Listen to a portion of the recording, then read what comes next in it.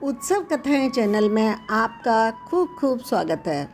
आज की प्रस्तुति कली हनुवाणी अध्याय 10 अदृश्य 4 भाग 5। आदर्श रिश्ते बनाने और बने हुए रिश्तों को सुधारने अथवा समाप्त करने से संबंधित सभी इच्छाएं विवेक काया की इसी मान्यता के कारण पैदा होती हैं।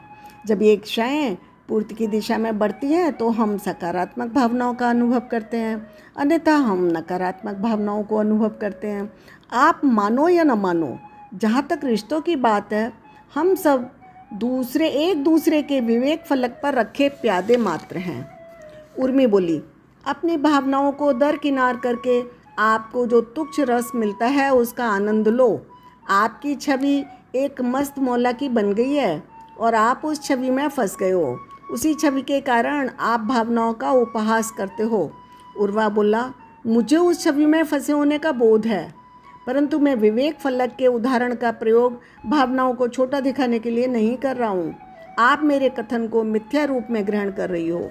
उर्मी ने शांत स्वर में कहा, नहीं उर्वा, मैंने तो हनुमान जी से विवेक काया को अच्छी तरह से समझने के लिए प्रश्न किया। आप ये सिद्ध करने का प्रयास कर रहे हो कि रिश्ते शतरंज के प्यादों की तरह होते हैं। नहीं उर्मी, शतरंज के प्यादों को भूल जाओ, शतरंज के खेल को भी भूल जाओ। शतरंज के फलक को आधार बनाकर मैं एक विवेक फलक की कल्पना कर रहा हूँ। उर्वा ने स्पष्ट किया, मैंने केवल यह कल्पना करने की चेष्टा की कि विवेक काया की पूर्णता की अवधारणा क्या है। भौतिक काया और बुद्धि काया के विपरीत विवेक काया का मानना है कि व्यक्ति स्वयं पूर्ण नहीं हो सकता। उसे पूर्ण होने के लिए अन्य व्यक्तियों से रिश्ते बनाने पड़ते हैं। निश्चित रूप से विवेक काया की दृष्टि में पूर्ण जो भी हो वह कई किरदारों से बना है। उस कई किरदारों से बनी इकाइयों की तुलना मैं एक फलक से कर रहा हूँ, एक ऐसा फलक जिसके ऊपर मेरे जीवन के सभी किरदार स्थित हैं। हनुमान जी ने वार्ता में वापसी की। यही कारण है कि मन और आत्मा के रहस्यों को समझते समझते समय रूपकों और सादृश्यों का उपयोग बहुत सावधानी से करना चाहिए। तकनीकी विवरणों से ना भटकें। जैसे कोई सादृश्य आपको सत्य से दूर खींचना शुरू कर दे, वैसे ही उस सादृश्य को छोड़ दें। उर्वा, मैं समझ सकता हूँ कि आप शतरंज फलक के सादृश्य का उपयोग किस संदर्भ में कर रहे हैं। आप इसका उपयोग तब तक कर सकते हैं जब तक आपको यह बात स्पष्ट है कि विवेक काया शतरंज नहीं खेल रही है। वह तो विवेक फलक के विभिन्न व्रतों को भरने के लिए आदर्श टुकड़े खोजने का प्रयास कर रही है।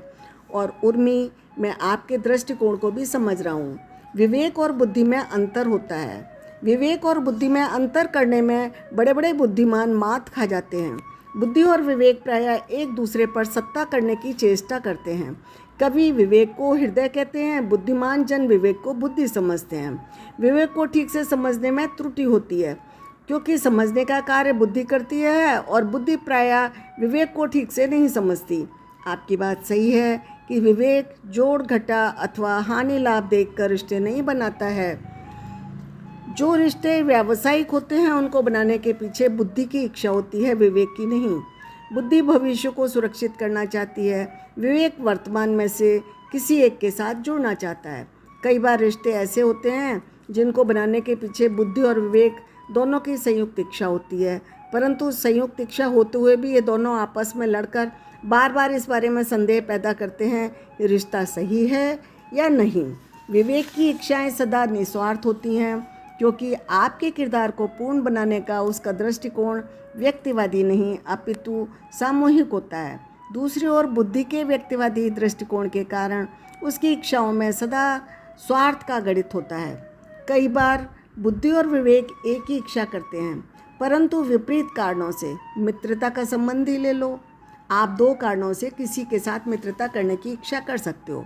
एक तो अपने भविष्य को सुरक्षित करने के लिए आपकी बुद्धि मित्रता को एक लेन देन के संबंध के रूप में देखती है, जिसमें आप आशा करते हो कि भविष्य में आवश्यकता पड़ने पर आपका मित्र आपकी सहायता करेगा।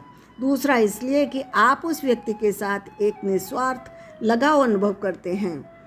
आपकी विवेक काया उस व्यक्ति को अपने समीप लाने की इच्छा करती है।